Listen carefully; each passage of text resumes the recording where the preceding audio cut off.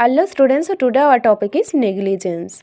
Actually बहुत सारे jurisprudence concept negligence का बहुत सारे प्रेसियस डेफिनेशन दिया है, लेकिन उस सभी डेफिनेशन से ये 3 कंस्टिट्यूएंट इन्वॉल्व है। क्या क्या है? एक तो a legal duty to exercise due care on the part of the party complaint of towards the party complaining the former's conduct within the scope of the duty.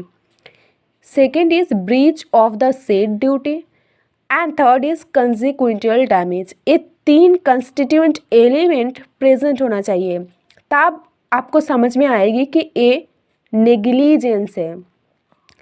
तो अगर कोई कुछ एग्जाम्पल दिया है और आपको बोला है कि यहाँ पर नेग्लिजेंस हुआ है कि नहीं है, तो आपको ये 3 कंसिक्यूट एलिमेंट है कि नहीं है, ये आपको डिटरमाइन करके पता चलेगी कि एक नेग्लिजेंस है कि नहीं। कि वहाँ पर ना नेग्लिजेंस में हमेशा एक लीगल ड्यूटी इम्पोज होती है एक पार्टी से, और वो पार्टी ब्रीच करती है अपने ड्यूटी, जिसके वजह से डैमेज होती है। मैं आपको एग्जांपल देती हूँ।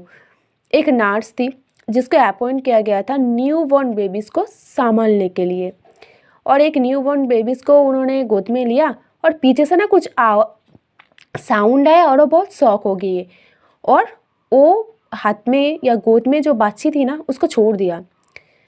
तो क्या हुआ? आपको तो यही ड्यूटी थी ना, संभालने का ड्यूटी थी न्यू बॉर्न बेबीज़ को, और आपने क्या किया? छोड़ दिया।